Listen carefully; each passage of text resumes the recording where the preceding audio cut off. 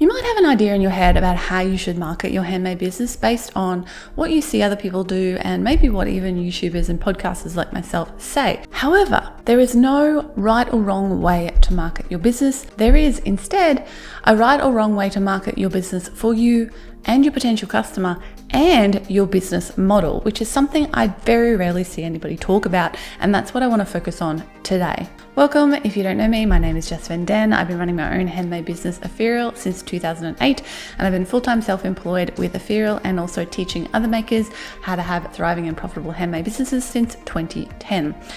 Now, everybody's business is going to be different. You're a unique individual. What you make is unique. Your customers are unique and your business model is unique. In other words, the way you set it up and who you are targeting. So for example, my business, Ethereal, I sell sterling silver jewelry.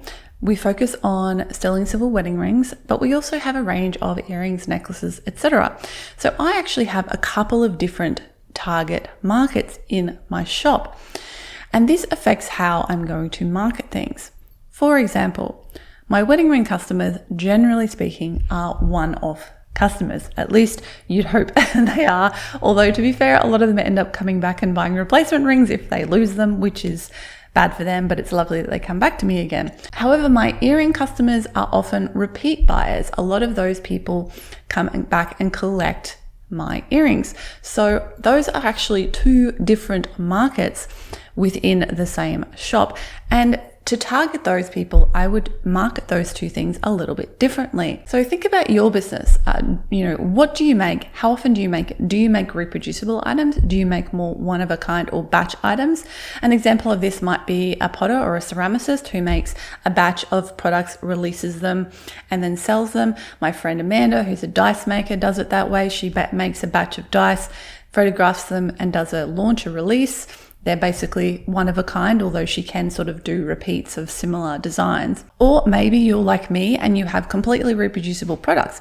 I don't have anything pre-made. I have prototypes, I photograph them, I upload them, and then when someone orders, that's when I make and ship the order. So the type of product you make and the purpose of the product are going to affect your marketing. For example, I'm a big fan of email marketing. It can be an incredibly effective way to bring in sales. However, if you have a business that focuses on a product like wedding rings, where people are only likely to buy from you once, email marketing probably isn't the main channel you want to focus on, because there's not really any point in collecting people's emails and remarketing to them over and over again if they've done their one and done purchase with you. However, if you are a ceramicist, as I said before, someone who builds up a following of people who want to collect your work, and when you release a batch, there's kind of a mad scramble for people to get in and get the products, email marketing would probably work really, really well for you, because people want to be notified. They want to, they're sitting there waiting, and, you could even do it so that you release to email before you release on social, and that way you can promote your email marketing list to people and say, hey, if you get on the email list, you get first notification when I release new designs. And that way people are incentivized to sign up to your email marketing list, and the people on that list are very incentivized to buy from you because they want to get that special piece. Email marketing might also work really well if you have a product that is prone to rebuying or collecting. Say you make soap, for example, and people fall in love with your soap and they want to buy your soap over and over again. Getting people on an email list is a great way to remarket to them regularly, remind them that you're there, offer them specials, tell them about new releases, and that's probably going to work really, really well for you because you are focusing on getting those repeat customers over and over again. Now you'll notice I haven't even touched on all the other marketing channels. I'm actually going to be doing a full in-depth workshop on this topic inside my membership community of the Thriver Circle later this month. If you want to join us for that, head on over to thrivalcircle.com and you can sign up to join the membership community. I'll put a link in the description below. And if you're watching this later after September 2022, all of the workshops I do inside the circle are recorded and there forever. I have like almost 50 in-depth video workshops for makers in that membership community right now in the workshop library. So if this sounds like something you need to get your head around, you can go sign up and take that workshop right now if you're watching this in the future.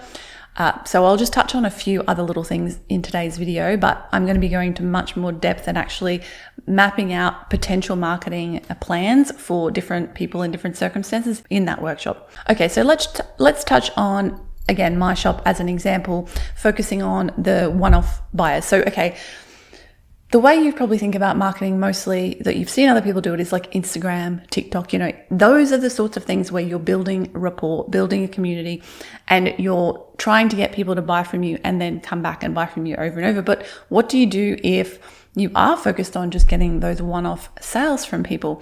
That's where something like SEO is going to be the thing you want to focus on the most, and that's search engine optimization. In other words, finding new people and bringing new people to your shop rather than focusing on kind of cultivating the audience you already have. And this is going to mean you have a wildly different strategy to people who are cultivating a repeat customer audience. And again, you might have multiples like I do. I have the repeat customers and I also have the one-off customers. So I have to have a bit of a split focus in my marketing and make sure I'm sort of appealing to both of those audiences. And that's where things can get a little bit more complicated. But I mean, none of these are going to be a bad thing. It's just that you might be wasting your time on one particular marketing strategy that's not actually well thought out or appropriate for your target audience and your product. And this is the problem that arises when we just kind of default to doing what everybody else does, like grow your Instagram, which is fine. And that might work really well for you. But again, it might not. Like, I've never focused on my Instagram as a core marketing strategy for my jewelry business because of my business model. Earlier on in my business, I did a lot of email marketing, and that's because at the time I was targeting repeat customers. I actually had a subscription service back then. I had an earring of the month club where people would sign up and get a surprise pair of earrings from me every month. And that worked really, really well for a period of time. And having an email marketing list for that was really great because it meant I could market that particular product to people, and I had a lot of people sign up for that who came from my email list. And I still do have an email list for my jewelry business. It's just, again, it's not something that is the core focus because most of my sales come from those one-off customers, and therefore that's where I kind of put most of my marketing energy, is to bringing those new customers to me. And this is where thinking out of the box might work well for you. Things like, in my case, doing something like a wedding expo might work really well because, again, I want to get myself in front of new people. Marketing myself on wedding blogs or in wedding magazines might be a great thing to do because, again, I'm getting myself in front of new people who are at the right place in their life that they want to make that purchase.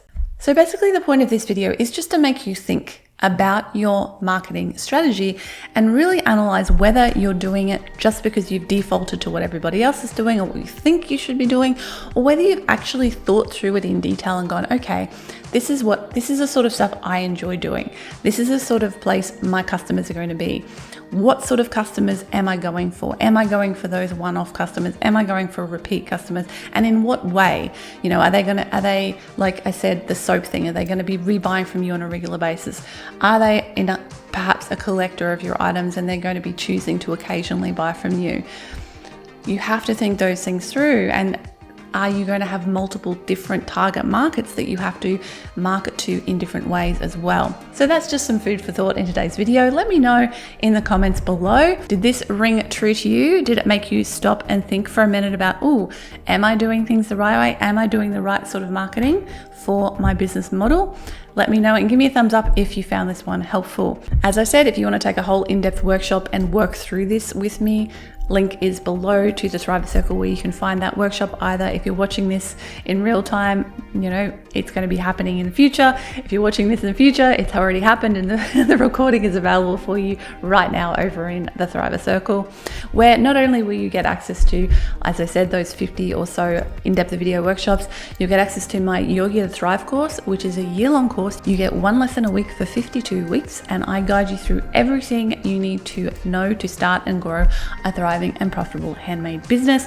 And of course, you get my support in our private membership Facebook group as well, and the support of the other members of the community who are all amazing people. So shout out and thanks to everybody who is a member of the circle. You guys are the best. So for a video that's a little bit related to this is about your niche and perhaps even your micro niche. I've got a whole video on that. This is a great way to make sure your shop stands out from the rest, is really getting clear about what you're all about and what your niche is. So check that one out here. I hope that helps you. Thank you so much for watching, and I'll be back again soon with another video. Bye for now.